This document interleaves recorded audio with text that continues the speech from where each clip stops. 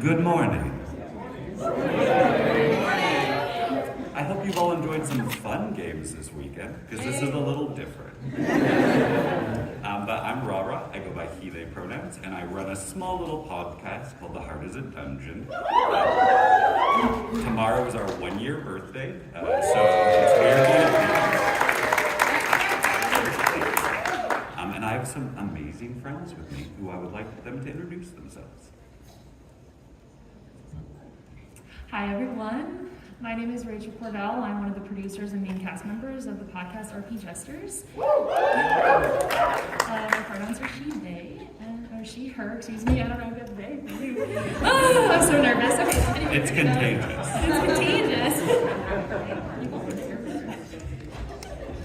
Pronoun beef. Okay. Hi, I'm Tatiana Gefter. My pronouns are she, they. I stole them.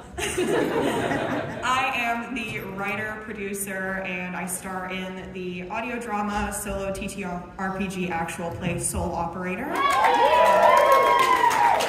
hi. I am also a voice actress in a variety of audio dramas in the space, primarily horror. Soul Operator is now part of the Rusty Quill Network, so if you are a fan of shows like The Magnus Archives, Tiny Terrors, Woebegone, you will definitely like our show, so please check it out. Taz? Hi, I'm Taz. I also go by she, they pronouns. I did not steal them. I'm an actual play performer. You can usually catch me on the New Age Geeks channel where I'm a main cast member on Forging Fates. Hello, my name is Candace, also known as Candace the Magnificent. My pronouns are they, she. I am a voice actor and a TTRPG performer and a writer. You can see more of my work on Three Black Halflings, Castleton, Bloom and Blight, as well as the podcast Partial Veil. Amazing. Oh, on also Heart is a Dungeon too. Yeah. You can actually hear most, like all of us on The Heart is a Dungeon. So. Taz has not yet been, but I did. One day. I'm going to do what all good GMs do and let them do most of the work, and then I'll take the credit. I have a joke. How about them Rangers? Anyway. We're going to start off with a simple one of our favorite part of telling sad stories, and then we'll get more specific into these. We could touch on some sad tones, so I hope everyone's ready for that, but it's not going to be edgelordy or anything, so you're fine. My favorite part of telling sad stories is I like to tell about failures, because all of my biggest moments of self-evaluation have come out of mistakes or loss or defeats. I think joy teaches us how to stand up, and our sad moments teach us to look. So that's the type of story I really like to tell, is about failure versus trauma, because I've never seen myself more clearly than when I disappointed myself. And I think those moments are very important. What about you, Rachel? So I'm also an actor and a filmmaker, and I have studied narratives in college and amongst my working history. I prefer sadder stories, or stories that have those failures in them, because I think they have higher stakes and they have more for the character to fight for. I think that they really give a sense of purpose to a really determined character, and also to the non-determined to discover what they believe in. So that's why I prefer those stories. No, I'm right there with you. I'm all about stories that have stakes in them, and I think there's a catharsis in telling and consuming sad stories that is very safe. We all have experienced a variety of grief and loss and trauma over the past several years. But sad stories provide us all with a safe way to feel those emotions that doesn't cause legitimate harm to you. Your brain doesn't really recognize the difference between fictional sorrow and real sorrow, but you're not actually going to be hurt. And having that space is incredibly important in such times. When I started telling sad stories, it was more for me to have an outlet to get out the emotions and feelings that I suppress in my real life. But over the past few years, I've had so many people reach out to me and tell me that they relate to my character. So now, if I can make one more person feel less alone, that makes me feel really good, and that's why I want to keep doing it. I think for me, telling sad stories is inherent to the storytelling process.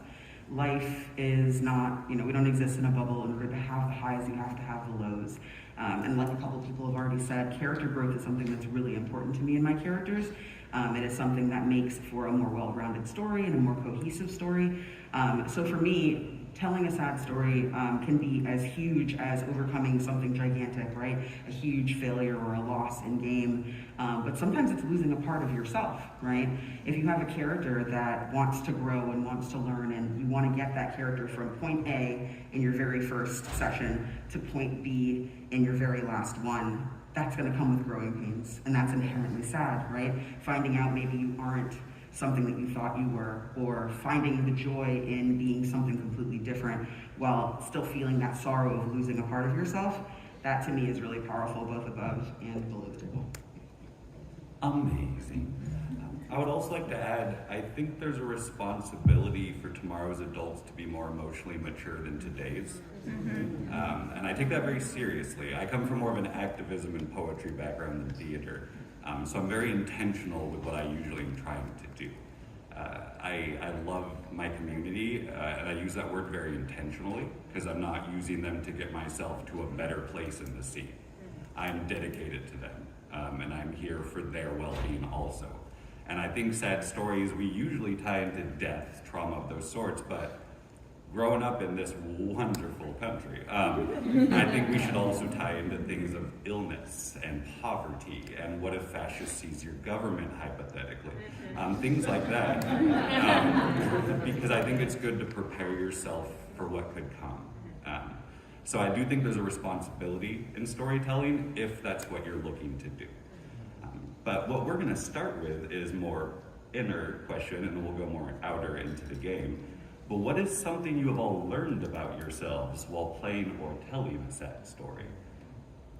So one thing that I learned about myself in terms of, again, like I said, I'm an actor, but also in my AP experience, I found that I really enjoy connecting with my character's emotions. And again, there's kind of a cathartic kind of thing that comes from telling these stories, things that you aren't able to process in your real life that you're able to do in the safe space of working with people at a table. And I found that in my own background in life, that having that ability to connect with those emotions has been just such a powerful tool. I found I really like that connection. Seriously. Something I've learned about myself, and also just sadness in general, is that there is no right way to feel those kinds of emotions and to express those kinds of emotions. And through writing, both in narrative fiction and in the TTRPG space, you are given the opportunity to explore a variety of those avenues with your characters. A lot of it, of course, comes from, what do I think this character would do if they were experiencing these emotions? How do I think they would react? But that forces you as the kind of narrative tool to actually consider those things in real people as well. To achieve that realism both in your writing, you have to empathize with real people. A lot of people fall into this pitfall when they're creating something and they have this character that they really hate and they want their audience to hate. They want to make them completely unempathetic. But that's not a real person. People are vast, they contain multitudes, and being able to understand how those people think is so important. And I think that absolutely translates into how I engage with very real people in my life now. I've learned that I actually can be very patient. In gaming, sometimes you'll have a really pivotal or life-changing moment, and then the scene changes and you have to wait for everyone else at the table to take their turn before you can respond to something that was so important to you. So that gives you time to think and form your words and thoughts, and that translates to my real life, where maybe if I'm going through something, I don't have to respond right away. I can take the time and take a few deep breaths and think about it, form my words, and then respond. And that's been very helpful for me. I think what I learned about myself in telling sad stories is that bleed looks like a lot of different ways. It's not just like you have a crush on someone in the game and now you have a crush on them in real life, right? Or you had a fight in the game and now you're pissed because that person's character, like, fucked yours over, right? That happens too. But when something very emotional happens, when you're sharing a scene with someone, even if you're just on your own and it's something that's just happening to you in game, like, I had to teach myself how to give my own aftercare in moments like that, and how to advocate for myself with my DM, right? To say, hey, something really profound happened today, right? Something really heavy happened today. I'm gonna need a couple of minutes to talk if anyone has time after, right? And not finding shame in that. I think a lot of times when we experience unpleasant emotions, like, we're all kind of taught to be used to happiness and joy and all the good ones, right? But the other ones are really difficult to accept in yourself, and, you know, even though you might be very open with others and very understanding with others. So I think giving a little empathy for yourself in those moments is something that's really important to learn if you're going to tell sad stories. And for me personally, I don't really play as many sad games as I GM them. And for me, it showed me that I was healing. I used to be more the poetry scene, and then my older brother and dad passed within like a year and a half, and it like wiped out a lot of creative momentum. So in some of the early games, I was like, I don't want to touch that theme right now. I don't want to touch that theme right now. Like kind of a hot stove. You're just trying to figure out what you can handle.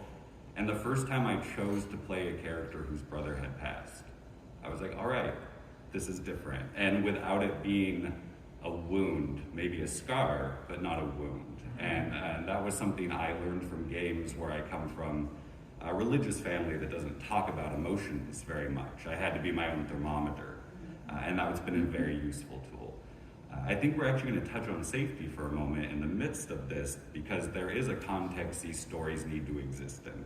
A lot of us are streamers and are very familiar with safety tools and all that. And raise your hands if you just play at home, like if you don't do any sort of media or anything. Okay, yeah. This is even more important because you're playing with friends. We exist in a big one-shot culture where we will do a 3-hour game, and we love to call it storytelling. But in that space, it is hard to form relationships where you're aware of the nuances of trauma and healing that is going on with the people around you. So the number one safety thing I would recommend for traumatic stories is loving your players and being able to see where you're pushing too far without them having to red card you because you're aware of where they are. Not everyone can do that, but home games are a very safe place to have that relationship. I'm not an edgelord that's here to like traumatize a table. That is lazy GM, in my opinion. In a game recently, I wiped out Rachel's entire list of loved ones, and that was not the important part of the session. It was amazing. So for a little bit of safety from the beginning, for those of us that are players versus those that are GMs, what do you look for in players for sad stories versus what do you as a player look for in a GM that you're willing to let treat you that way? So as a player, I do more playing than GMing. The most important thing to me in dealing with sad topics or triggers or whatever is trust. It is a massive thing.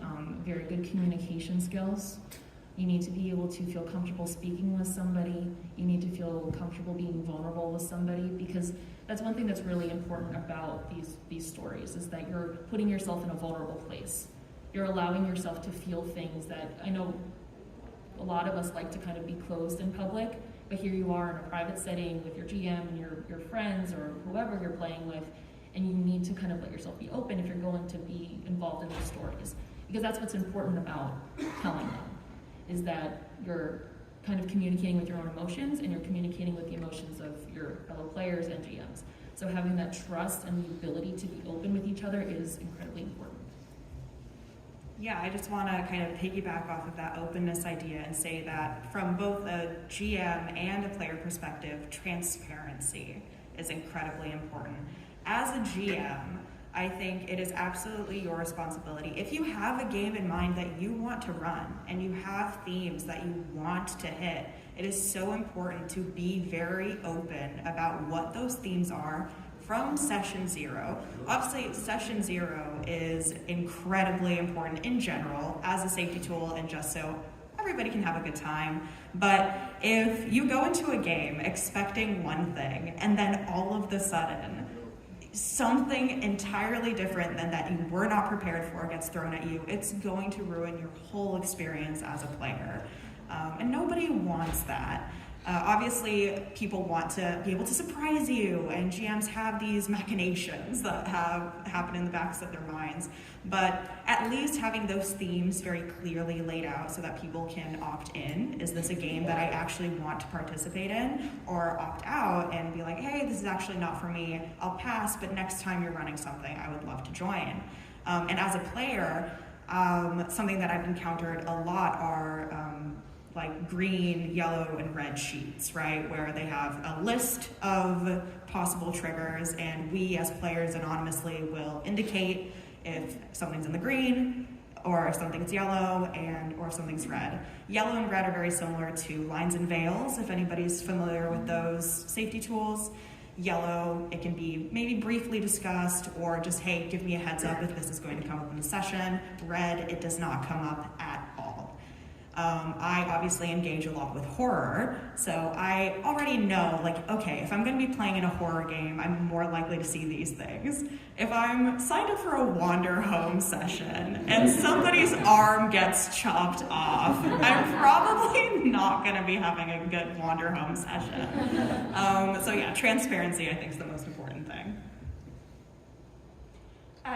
Obviously communication, like both of them said, but also for me, checking in frequently has been so helpful. So I'm mostly a player as well. And in my main game, I have a bit of a toxic situationship happening with another character. And before and after every single session, we message each other and say, hey, I think I want to do this today. Are you comfortable with that? And afterwards, was that okay? Are you okay? How are you feeling?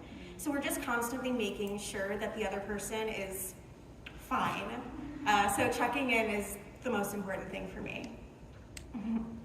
I think for me, it's a combination of things. I do a pretty good amount of GMing, but I mostly play. As a GM, when I'm looking at my table, I try to be, as you guys are saying, very transparent. I do all my safety tools. I make sure that there's a session zero. I do a line by line. Some people don't do that in their session zero. They kind of try to get through it. But I like doing a line by line with my cast to make sure that every single thing is discussed. It gives me a chance to talk about my own lines and veils, because that's important. Make sure you advocate for yourself, because sometimes people forget that they are also technically a player in their game. It's really important to discuss exactly what you kind of have planned in this game so people are prepared. And that kind of echoes on the flip side of what I look for as a player, right? Is someone who is going to communicate well enough so that I feel comfortable going to them should something happen. We're playing games where, we're monologuing and we have, split seconds sometimes to think about what we're going to say or what we're going to do in that moment, right? There are some GMs who will even put the pressure on. I have some people that'll do like a timer, you know what I mean? So you're not just like sitting around, you can keep that tension. So you have to really be able to know that your GM has, your best interests in mind, and not that they have your best interests in mind only, but also the other players at the table, right? You need to make sure that your GM is going to be somebody eagle-eyed enough that if you withdraw, if you have a very bad reaction to something that's happening, that they can advocate for you, or that you care enough with, and have enough trust with your other players that they'll advocate for you instead if you can't. We all kind of, I think, universally have found ourselves in situations at the table that we did not expect, or a reaction we didn't expect from something we may have known was going to happen. And in those moments, it's really important to have someone that's going to advocate for you if you aren't able to do that for yourself. And for me, I look for sincerity for players. We usually say a phrase before we hit record on my show, let the sincerity move through you. Because actors can act. Not coming from a theater background, I had to ask people what yes and meant, pretty quickly. And I understand there's people with a lot of skill, but I want it to be a real thing for what I'm looking for. Not everyone's looking for the same thing, but I look for a player that I can tell is actually trying to put themselves in a mindset versus say a line. Because I want their responses to be true, and I'm trying to be just as moved as them. The bleed goes in both ways, even with the good things. I want to cry with their victories, and I want to walk away worried about them if it went bad. Not everyone likes to be that deep in it, but that's what I like to do, and we tell mostly sad stories on my channel. This season we had 26 players, so there's a lot of floating trauma out there that I walk away when I hope I did that right. I hope that wasn't too far, and I hope that most people I've played with, I will check in if there's hard scenes. Even if there's romance scenes. Rachel and I fell in love in a game recently, and we were chatting constantly, even mid-battle. Is it okay if I run up and kiss you while this goblin's hitting me? I know Mika's somewhere in here, and he was our GM, and he's like, I don't want anything to do with the romance. That'll be up to you. So we planned out bonus action, moving towards each other and all that sort of thing. And we should be just intentional when approaching wounds. There's a lot of people that I think they believe it makes them a good GM for shock value. And some people can handle that as an art form, but I think it takes a higher level skill than most people assume to do it right. I try to remember that all these characters have lives, hypothetically. They have families, they have dreams abandoned, just like all of us. They've all made mistakes and have just the same potential for harm as all of us. I don't really like people putting me on a moral pedestal because I can fuck up. Freak out, can I cuss? I can cuss. I can fuck up just as much as the next person. I am just as potential as making mistakes as the next person. And I think treating everyone as though they're sensitive, even though there's reservoirs of strength there, is a very safe way to approach these things out of respect for their story and the trauma that they maybe haven't shared with me yet. So I can't recommend more kid gloves and open hearts when you're dealing with these types of stories. We're all professionals, so we can just make it happen. But if you're really looking for lightning in a bottle, I think your heart has to be with your players and their safety and all of those things. We're going to cross over real quick, and not everyone has to answer these ones because we have writers, we have actors, we have GMs and players up here. But from an acting perspective or a playing perspective, how do you fully commit to the emotion of a sad story without letting it overwhelm your acting and your instincts? This comes from Emma of Tabletop Tale Spinners Network. I will shout out community constantly because I believe in them and I'm here for them. I'm trying to form actual community. So if I name drop constantly, I apologize. You can blame Kelly the Kellhop for teaching me to care about people that sincerely. So does anyone have something they'd like to respond to that with? Just say it one more time. What did I say? When you're in the midst of a traumatic story, how do you let the emotions not overwhelm your acting skills or your storytelling instincts?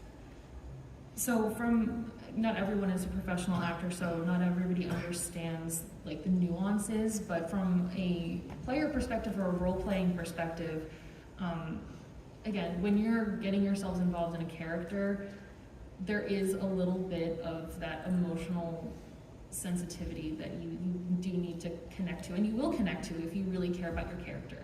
I think a lot of us, when we have a character that we really love and really connect to, they kind of touch our hearts in ways that other characters may not. Are we talking about bleed later? You can bleed works everywhere. Bleed works everywhere. Yeah, I know that a lot of people bleed doesn't. Do people know what the topic of bleed is for the most part? For those of you who don't, bleed is basically the idea that your IRL self and your game self kind of bleed into each other, where your emotions of yourself bleed into your character, and the characters of the emotions of your character bleed into your daily life. For example, you can experience something at a table where you get, mad at somebody, and then those emotions follow you outside the table or outside of the playing space, where now you're aggressive to the player, not so much the character. So bleed, there's a lot of different schools of thought. There are people that play for the bleed, and then there's people who are almost not afraid of it, but don't really like it as much. And that's kind of something that, when you are working with characters with deep emotions and very serious topics, it's very easy to let yourself and those characters fall into each other. So a big tip for me in that sense is to make sure that you are decompressing after your sessions. And like we were talking about, checking in with each other, making sure you're communicating with each other, but decompressing for yourself. Remembering who you are as a person, checking in with yourself regularly in terms of your own emotions, your own thoughts and feelings, and remembering that choices made at the table from your GM, from another player, etc., are thoughts in character, because they're connecting to their own histories outside of their real worlds, and outside of what the character is living in that moment, beyond in their backgrounds that people have worked so hard for. I know we all love our backstories. But yeah, so checking in with yourself and grounding and all of that is incredibly important when you're dealing with really intense emotions. Yeah, I mean, speaking from an acting perspective, because that was phenomenal for, as a player, voice actors oftentimes have the benefit, especially if you're recording asynchronously, of just kind of being alone with the character and with those emotions. And again, this is horror, so I kind of go through it a little bit, and my characters will go through it a lot. It can be very overwhelming if you allow it to be. You have to find this very thin balance of feeling it enough to portray it convincingly in an audio format, but also not feeling it so convincingly that you're going to be sitting in your closet crying for 30 minutes. It's a very delicate balancing act. And it's something that you have to learn. It's a skill like anything else. It's a huge part of that work that needs to go into learning how to act. Bleed, again, is a huge thing, and it doesn't just happen when you're interacting with other people. Even when you're just sitting alone in a closet with a mic and a laptop, bleed can and does happen. So again, just being aware of yourself, doing those check-ins, doing that aftercare that Candace mentioned, incredibly important. I hate to repeat myself, but like I answered the first time, that patience comes back when something happens to you and it really hits you hard. It's okay to stop for a second and take a deep breath and even redirect what's happening so that you can get a handle on what you want to do in that prior scenario. So you can take a second, switch it up, and then get back to it. It's okay to stop and pause, and everyone else, it's all improv. Everyone else will get on board with it, and it'll be okay. I agree with that, actually. We're very much respecting your point, and I think that is a very important part of acting, finding a way to kind of hold back those emotions. But sometimes the best performances come from that kind of very raw place, that very direct place in your heart. And it can be really difficult not to get overwhelmed. And sometimes it's okay to get overwhelmed. A lot of the APs that I do are live one-shots on Twitch, right? In a situation like that, the stakes are much lower. The chances of me getting into an overwhelming situation are slim to none, right? I've got 3.5 hours with these people, right? We're not doing anything crazy. But if it's something where I have a longer term campaign, if I'm recording an AP that is for a podcast, for example, or something that isn't really pressing and time sensitive, that is a place where I can get into some deeper emotions, right? That is a place that I can connect kind of more organically with that inside myself as a performer and as an actor. And for me, I think when I have those moments where I get really into it, some of my best performances have been because I'm in this headspace, and the person directing me, right, is like, hey, don't leave that space. Stay right there in the moment. Give it to me again, but like this. Sometimes you can really kind of wield that power and kind of learn to control that power. So even though you are overwhelmed and you are feeling these very real and very intense emotions, you can kind of turn them into something positive. So I feel like the unification of both your points is really like the best, way to approach it. You can't always be perfect, unfortunately. But I mean, even the best actors, if you, watch an Inside the Actors Studio or something with Kate Blanchett, she'll tell you sometimes she needs 30 minutes in her trailer after. Right? Sometimes she's got to get away and kind of put it back in the box, so to speak. And I think that feeling your emotions very naturally is something that's really a pro. It's something that other people are going to be able to feel, and it's going to make your experiencing your work a little bit more palpable. But if you are someone who is uncomfortable feeling those feelings in front of people, the most important thing to me is knowing that about yourself, right? Being able to admit that you do not like feeling that exposed. And then taking steps to get yourself out of that situation long before you get there. And I just want to add to that because, like you said, if you do experience those emotions and you do get overwhelmed and you are mid-session, it's okay. If you're at a good table and you trust the people around you, they will make sure that you're able to experience those things in a safe way. People aren't going to leave you on an island to kind of drown by yourself, feeling all of these feelings. If you're at a table with people who care about you and who you trust, they will give you that space to be able to explore those things, which, again, transparency is super important. Make sure that you know the people that you're playing with. Obviously, a lot of us are content creators and we might not always know the people that we're at a table with. So be aware that when you're in those moments, that might not be the best avenue to explore those things, right? Sometimes it's better as a home game or in platforms where you don't feel like you're having to perform, right? That's the big thing. I also just want to bounce off of that more really quick, very briefly. One thing on what Candace was saying is that also as an actor or as a player, really both, practicing vulnerability and connecting with your emotions is really important, both in your real life and in games like this, because connecting with our emotions is really important as humans, but you can practice that. It sounds silly to think I can practice emotions, but you can. It is doable, and especially when you're being vulnerable and you're not used to being vulnerable, don't worry about doing it right the first time too, because I know that can be something. It can be practiced. It absolutely can be.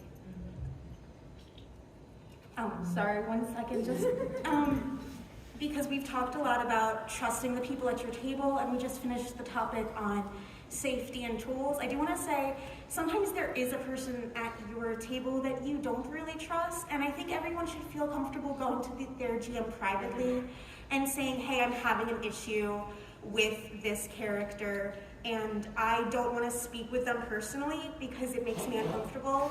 I would like you to help me, and I think that's important for everyone to know that that's okay to do. 100%. As a GM, I will always take those words from players, and creating a safe environment is my job as a GM, whether that's in-game or out of game. If I'm reckless with the players, I'm probably not a very good storyteller because I'm thinking more about myself than them. Sorry if that's hard for anyone. I would also love to point out that there's fun things about telling sad stories. I was in 3rd grade turning in poetry projects on sadness, and my teacher was like, is everything okay at home? And I was like, yeah, I just think it's nice. I think it's fun. The trauma bond with a table of people that you have wept over. Our current campaign, Kelly and Mika are both here from it. We are a fairy circus. It is a very hyper party in a sad world. They're not necessarily always playing sad, but the world around them is heartbreaking. I don't know if anyone can picture a place like that. And you don't have to always be focusing on the player like, I'm gonna push them into sadness. I'm gonna push them into sadness. You're like, here is a world. Respond how you want. Either way, it will break your heart because every world will. And that trauma bond is beautiful, and the weeping after and the trust that forms out of that is extremely gorgeous to me. And I think there is a shift in this in TTRPGs a little bit. This might be slightly controversial, but I think a lot of the time we throw battle into something short so it feels important. Because our themes could create an epic situation, but violence is always epic. So it can be hard to design these types of games too, because you're taking a risk on your players picking up what you're setting up, and if they miss it, you miss it. That's why I think they're brave stories. You can't just mechanically make your way to the point where the villain's gone.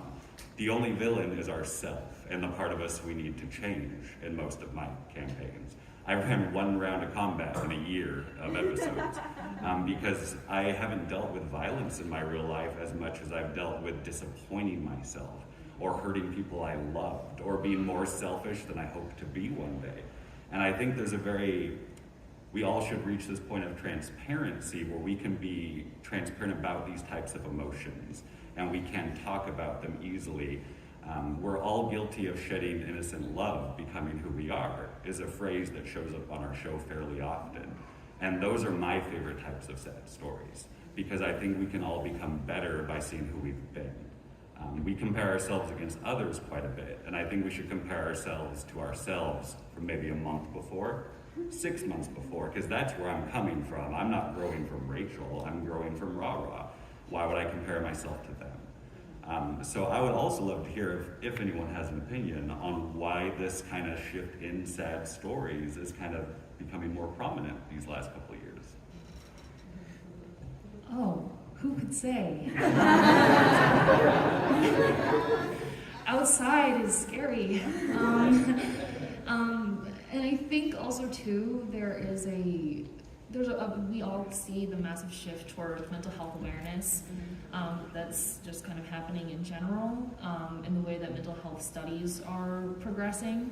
So I think connecting with our emotions and being aware of them and not repressing them is definitely very much so about, why these things are becoming more prevalent.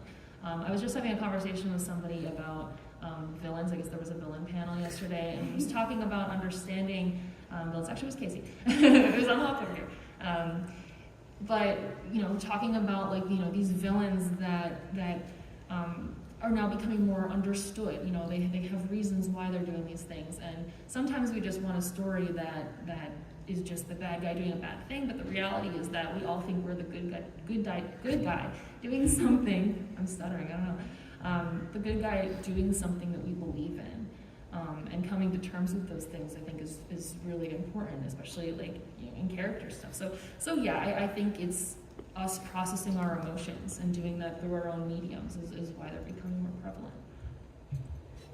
I think it's hope.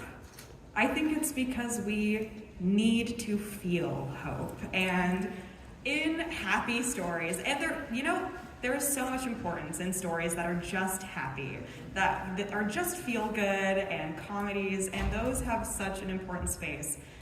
But you need to have stakes in order to hope that characters will persevere through them. And even if they don't, to have felt that hope at all. One of my favorite TTRPGs is 10 Candles. And if you're familiar with 10 Candles, no matter what you do, your characters are not making it. It's over. When that last candle goes out, everyone is dead or irrevocably changed. And yet, when you go into a game of 10 Candles, you go in with the understanding that you are playing to make it, even though you know your character isn't going to. You don't get the full experience of 10 Candles if you go in knowing, okay, I'm gonna die, so why bother? Why bother? You have to feel that hope, and sad stories, no matter their ending, give us that avenue. There are a lot of horror movies that are like this as well. I don't know if any of you are familiar with Cargo, right? Incredibly sad movie where a father becomes zombified and has straps his infant daughter to his back and carries her until she reaches safety. And we hope the whole time, seeing him become a zombie, we want him to make it. he doesn't make it, but his daughter lives on. That hope lives on. Spoilers, sorry. It's been out forever, listen. But that's why I think sad stories are coming up, because we live in such, I hate to say they're unprecedented. They are precedented at this point, but we live in such times where hope is such an important emotion to feel. And I think that's one of the main avenues in which we can experience hope. I'm chronically online, so when I see the shift, you know, right? I'm seeing people listen to and watch other people be vulnerable and sad, and so they're like, oh, well, they're doing it, so I can do it too. So it's growing, the sadness is spreading. But I've seen this multiple times. People will listen to The Heart is a Dungeon, and they'll post on Thread saying, wow, I just listened to A Heart is a Dungeon.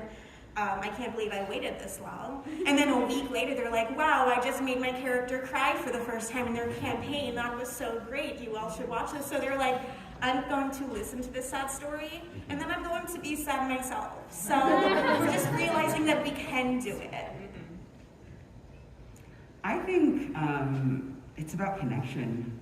Like, if you look historically at like Greek tragedies, right, and like the way that, you know, people in ancient civilizations used to use acting and storytelling, it was really for connection, right, to understand experiences outside of one's own. For me, the reason that I love sad storytelling, and I think the reason that it's seeing an uptick in especially minority and marginalized communities of TTRPG players and storytellers, is because we are searching for that sense of connection, not just to honor it within ourselves and our own communities, people that are like us, but to also extend that to other people, to seek understanding and connection outside of our own bonds and communities.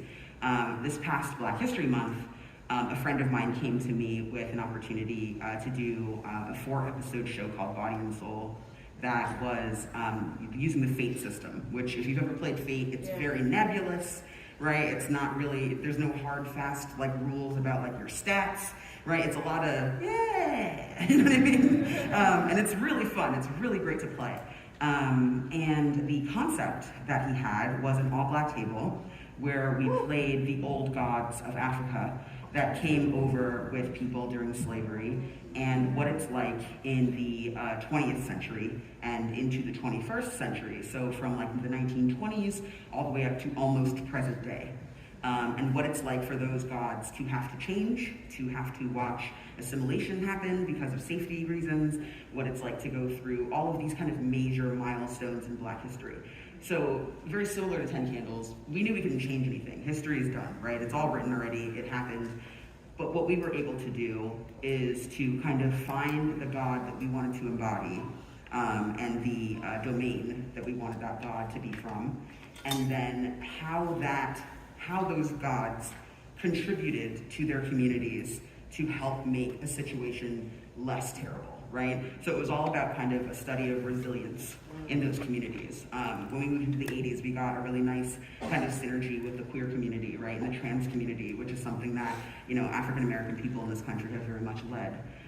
Being able to share those stories with both Black viewers and non-Black viewers, right, especially during a time when you're supposed to be remembering this history that is unfortunately being stamped out every single day in schools, was us trying to form a connection. It's a very, very, very raw show.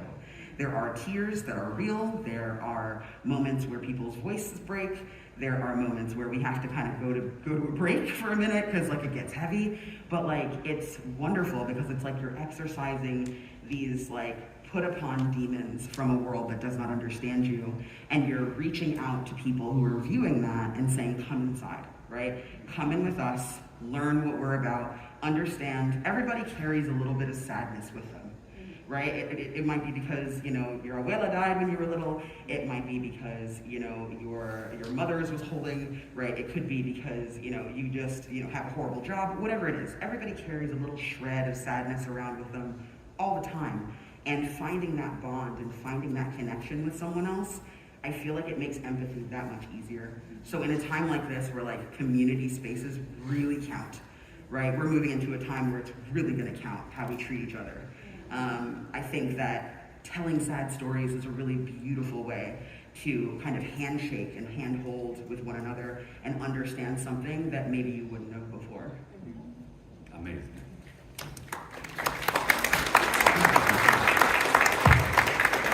There's this quote that I long ago forgot who said it, but I kept it in mind a lot during trauma or even during like traumatic political seasons. I'm a little older than some, so I was like at the Battle of Seattle in '99. I've had my ass kicked by cops since I was 15, and then kind of got more boring as I got older. But the quote is, sometimes the most revolutionary thing you could do is create a path forward. After all the losses and things, I was trying to figure out how do I mourn that's also healing, and it always turned outward, like mutual aid. During COVID, the lockdown, my spouse Creech and I, we ran food drives and diaper banks, and we delivered groceries to people because the world was terrifying. And when you don't know what to do, you do your best. And I feel that these stories from millennials to Zoomers, and we'll even let some Gen X in there, we have all been raised by, well, not all, a lot of us have been raised by people who never were taught how to see us and speak to us as though they see us. Not to say there's not love. It's just almost like there's a different language with how we grew up. And like my grandfather, like marched with Chavez and was part of the migrant worker movement and all that with the UFW and those things. And I want to tell those stories. Like, in that type of trauma from my lineage, would be very different than like Rachel's or Todd's Brazilian. And I think those are places we need to start having brave creators willing to maybe make a mistake and take that step forward. It's like, I want to tell the story of losing a parent. I want to tell the story of a divorce. Like, these things we've all dealt with. These are our lores. And all of the stories we're writing is like a dragon killed them. And I just think these stories are a way to create that hope because we can heal from things we were never taught to need to heal from. And the world's going to need us to be full people. It already does, unfortunately. And Game Master Monday, to shout out another fantastic show. They recently did a Hell Whalers game, which is a beautiful game you can go buy here at this con. But it is, you are in hell and you are fishing on the lake of fire trying to earn your salvation. And they picked an all-religious kid cast. We had Pentecostal, Catholic, LDS, and that was so healing in that moment to play out those wounds and those disrespects. And also to admit that you can find things to be beautiful even if they were wrong. Like, even if you were, raised that way without any choice, there is still beautiful things about believing and believing in each other, or just themes of redemption that I think we should be not afraid to delve into because we're afraid that we're gonna, it's a religious game. We all have very specific traumas that I would love to hear the stories about. And I'd like to know from all of you, as we are approaching very quickly our ending in this panel, let's take a little longer with this one. What is the most important lesson you would like to leave when it comes to telling, writing, or playing sad stories if we don't have enough time to go through another lap again? Let's start at the end this time. If you have never heard Candace monologue, you should start living and check it out. That's all I'm going to say. Thank you. I think the lesson that I would impart is to trust your gut. I think a lot of times because of we're never just, ourselves when we're around other people, right? We are who we are when we're with other people. The you, that's you in your room at night when you're like chilling in your underwear, that's a very different you than the person that shows up to your TTRPG game. And I think when you have all these other people and their opinions and what they want from you and what they desire from you, and you're taking that into account, it can be really hard to also think about what you need and what you want and what matters to you. And I think that a lot of times we get into situations where we don't trust our gut, where we try to push through, we try to, make things okay for other people. And I feel like there should be a little less of that, and instead we should work on giving more grace. If we want to cultivate trust in our spaces, enough to be able to tell these sad stories, enough to be able to not just offer them, but to also accept them. I think that more people need to start listening to their gut and use better communication so that people understand where you're coming from. To me, that's going to make for the best sad story.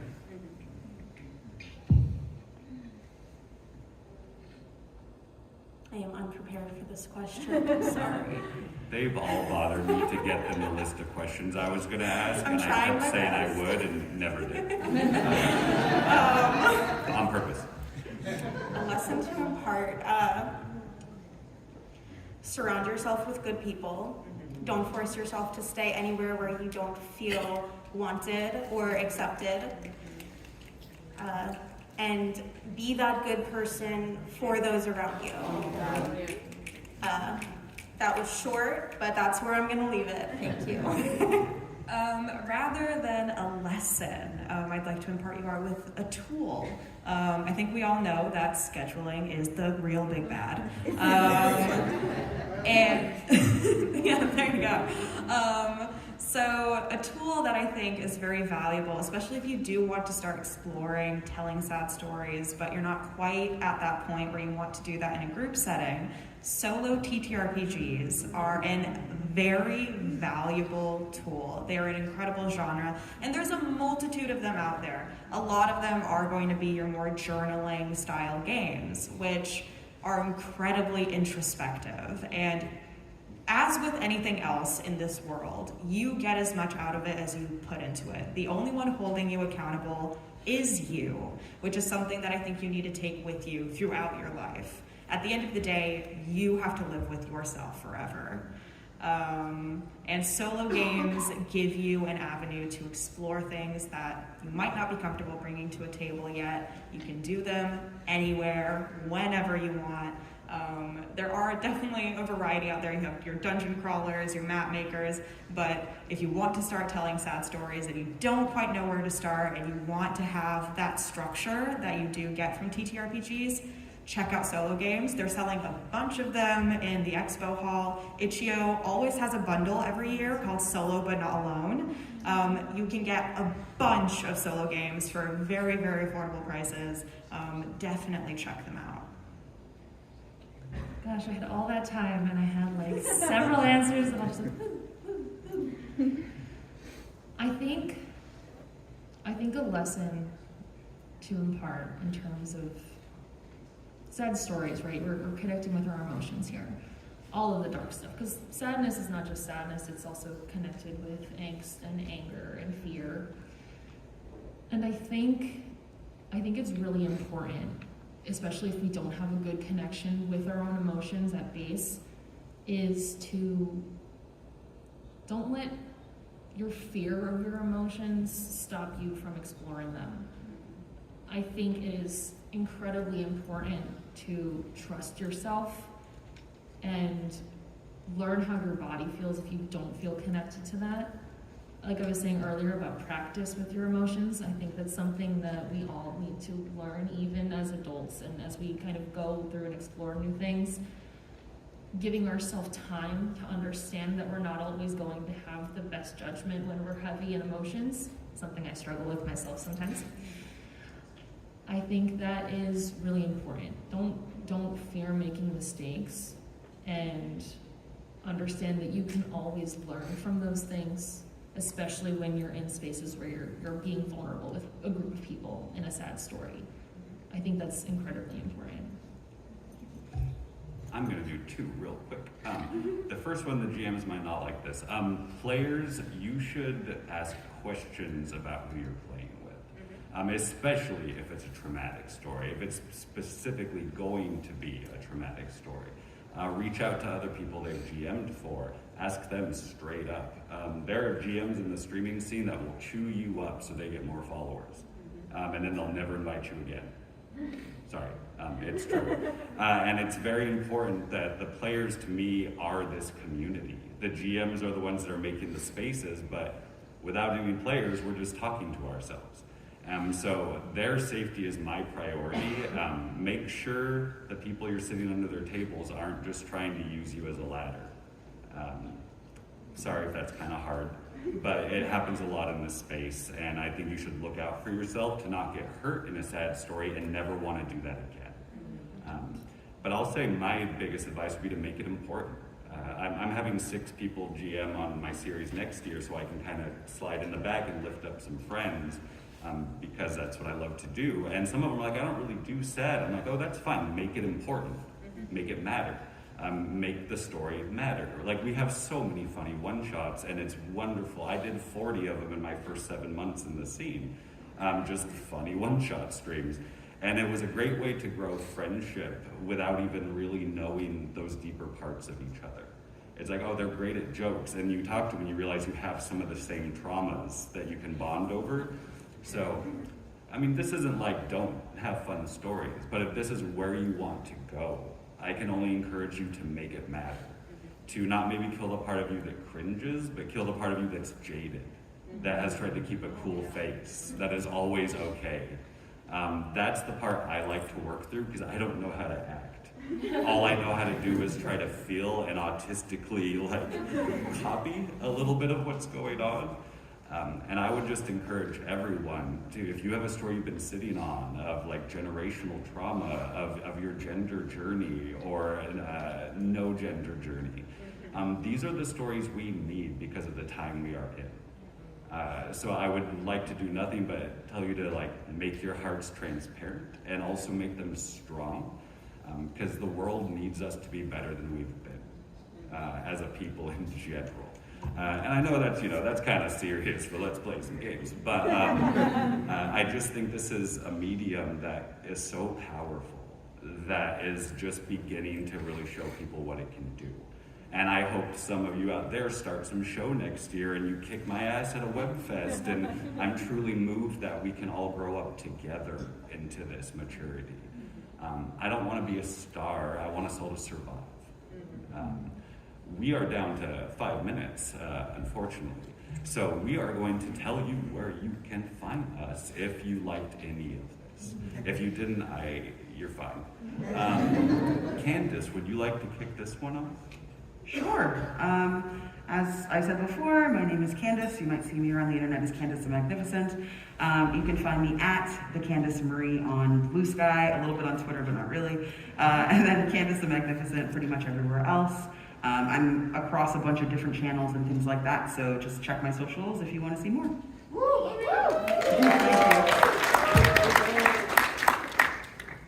I'm Taz. I'm on socials at Reader and Rogue. You can catch me almost every Monday on Forging Fates on the New Age Geeks channel.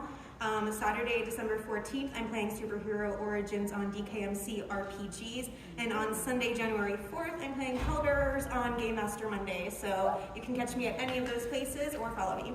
Thank you.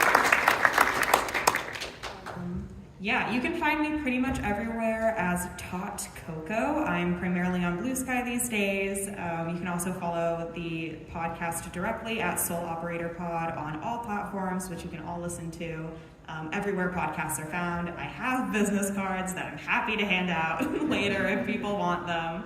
But yeah, thank you again so much for coming. Once again, I'm Rachel Cordell. You can find me with the podcast RP Jesters. Actual Play TTRPG. We have a bunch of things in the works and new episodes coming out at the end of this year and the beginning of next year. I also have personal social media at Rachel Cordell. Cordell is with the K. And you can also find me on Twitch at Majora's Rose. I do a bunch of variety streaming and all kinds of fun stuff. So I also have business cards that I'm totally down to hand out. And yeah. I have no business. I'm a GM, so I told everyone it was in the realm of the imagination. But I run the Hardest Dungeon. We are a majority BIPOC and femme presenting show. 26 people, it's still at least half BIPOC. Those are the rules. Because I want all my stories to be different. So if you like that sort of thing, you can find that there. I'm rah story time most places online, but don't worry about me, just follow the show. This was an absolute pleasure. Being a year in the space, I don't really know why I'm up here with these extremely established people, but this has been a joy, and I thank you all so much for coming out, and hope you have a wonderful PAX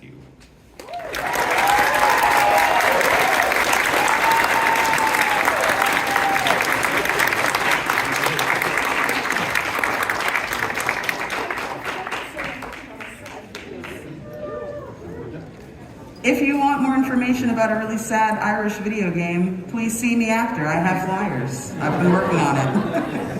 Sorry.